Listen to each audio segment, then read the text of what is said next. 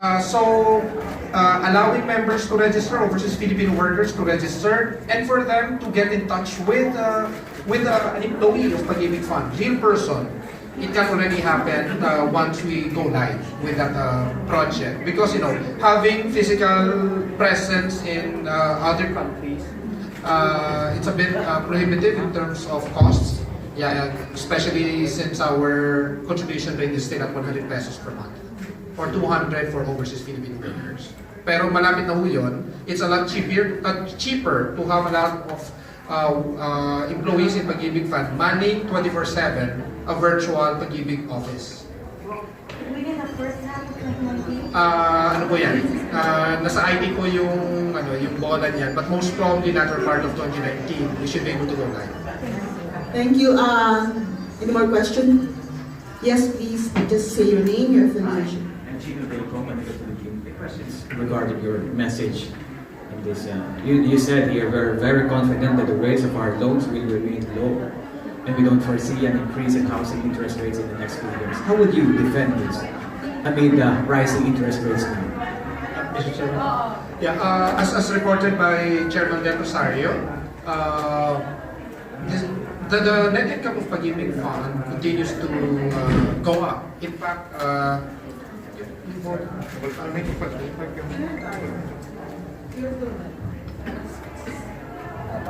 okay. So if you've seen the projections or the actual performance of Pag-Ibig Fund, it's on the uptrend.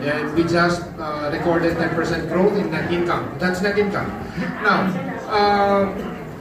the reason why we can do that is mainly because Pag-Ibig Fund is all about sustainability more than profitability. Since we do not borrow from the market, our funding for housing loans, short-term loans, comes from our collections from loans, short-term loans and housing loans, plus the savings for members. So that's why we don't have yung cost plus. We do not borrow from, for example, from DSP. We do not borrow from DSP with GS cost of around almost 5 na yata or more than 5. So we don't have that cost. So that's why, as of the moment, we still can maintain that. Now, is it practical to continuously retain the same lending rates? Given that the gap between member savings, 40 million last year, first time that it hit 40 million, versus lending of housing at 75 billion, so short by 35 billion, among other things. Most probably, time will come that we will have to borrow just to continuously fund the lending of our members. When that comes, then we'll have to adjust the rates. Or if Chairman Del Rosario and my fellow members of the board of Pag-Ibig Fund would approve it, we could also encourage members to support an increase in monthly contribution, because the 100 peso contribution rate was set in 1982. 100 pesos in 1982 is equivalent to 1,667 pesos as of now. So, kung mataas natin ng 100 to, say, Mr. Chair, siguro po 200, 150 or 200, and there's a counterpart, savings mo ito, hindi ito premiums. It goes to each and everybody's account.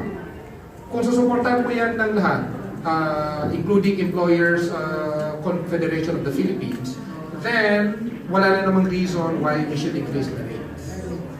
Kasi wala kaming borrowing cost. When do you plan to submit a proposal for contribution to We're still studying it. Mr. Chair, not sure if you want to po kasi depende yan sa demand. Kasi if there's no need anyway to generate so much cash, kasi meron po tayong 4 billion na voluntary savings. Mr. Chair, may plan na po ba tayo? Wala pa naman. Actually, maybe medyo parang trade secret lang ito na sinasabi ng presidente ng Pag-Ibig. Actually, we have discussed this during our previous board meeting. And if ever the demand will be so high, then we might increase from 100 to 150. It depends on the demand. But remember, if ever we will increase to 150, it means savings for the members. It's not a loss, but actually a gain for them. So walang problema if we will make it 150, just to ensure that we can maintain the interest rate and we can provide the best services that Pag-Ibig can offer. May timeline po kayo siya.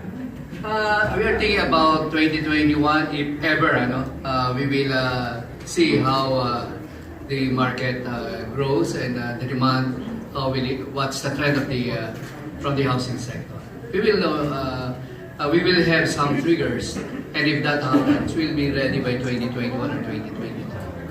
I think it's better na we open this this time so that all the members will be aware of that possibility and they won't be surprised. But what is important here is additional savings for them in order for the funds to grow. And I noticed while your net income grew by 3%, your